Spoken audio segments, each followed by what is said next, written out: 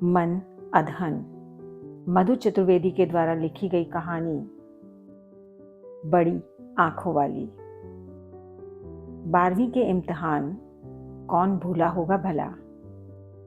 प्रायः फरवरी का अंतिम सप्ताह या मार्च की शुरुआत, ये मौसम जैसे पूरे साल के सबसे सुस्त दिनों की आमद। समय जैसे रेंग रहा हो। टाइम टेबल, लास्ट ईयर के क्वेश्चन पेपर, इम्पॉर्टेंट क्वेश्चन, किस चैप्टर से कितने नंबर कवर होंगे। लोग कहते हैं अंग्रेजी के फरवरी माह में हमारे यहाँ वसंत ऋतु होती है। मधुमास मतलब बहारों का मौसम है। लेकिन एक बार आप छात्रों से पूछो कि कितने मनहूस लगते हैं ये दिन। उड़े उड़े से ख्याल, ठहरी दोपहर, उजाड़ फितरत की शामें। प्रिपरेशन लीव लग चुकी होती है। टीवी के सामने पल भर भी ठहरने पर घर वाले हाफ मर्डर का केस लगा सकते हैं। आज भी स्कूल का वो आखिरी दिन नहीं भूलता जब स्कूल में सभी बच्चों को 12वीं के एग्ज़ाम का प्रवेश पत्र लेने के लिए बुलाया गया था।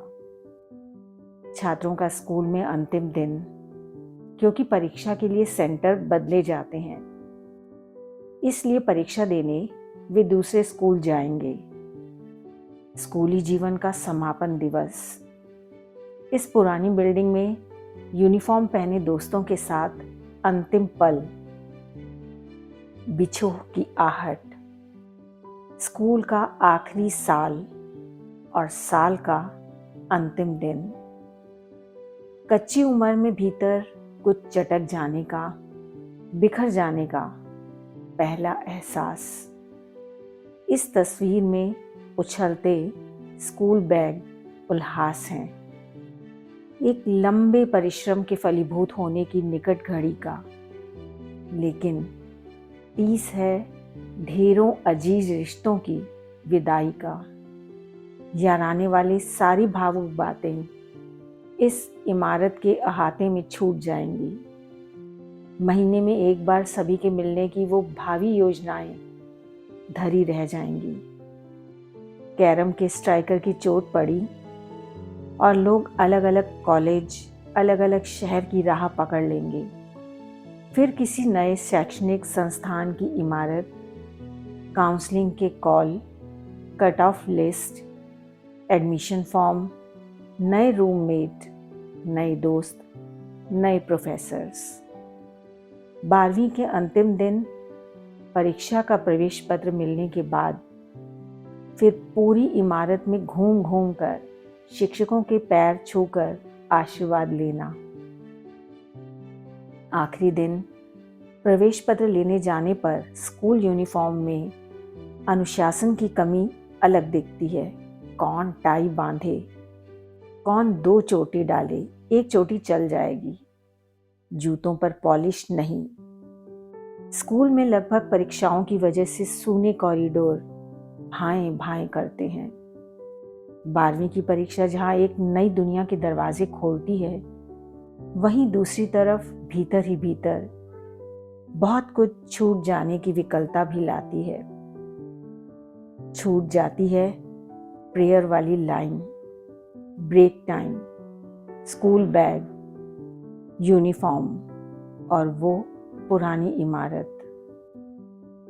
तमाम उम्र के लिए कभी ना भुला पाने वाली याद, खुशमिजाज चेहरे और शरारतें। उन दिनों मेरी 12वीं क्लास के एग्ज़ाम नज़दीक आ चुके थे। आप में से जो साइंस स्टूडेंट हैं वो समझते हैं कि फिजिक्स प्रैक्टिकल रूम में मीटर ब्रेस का उपयोग करते हुए वायर का रेसिस्टेंस पावर मालूम करना या केमिस्ट्री लैब में सॉल्यूशन से बेंजल प्रेसिपिटेट को अलग करना कितने धीरज और उबाऊ प्रैक्टिकल हैं। घर वालों के जितने अत्याचार हम 12वीं में झेलने पड़ते हैं, वो शायद ही किसी और क्लास में बर्दाश्त करना पड़ता हो। घर वालों के जितने अत्याचार हमें 12वीं में झेलने पड़ते हैं, वो शायद ही किसी और क्लास में बर्दाश्त करना पड़ता हो। कौन सी क्लास में हो बेटा? जी आंटी, 12th में। 12वीं सुनने के बाद आंटी की फटी आंखों के साथ लंबे सुर में सहानुभूतिपूर्वक निकली, अच्छा, बता देती थी कि हम कातर प्राणी आग के दरिया में कूदने वाले हैं। और मम्मी का दिन भर? वही तो, इस साल मधु का तो 12वीं है।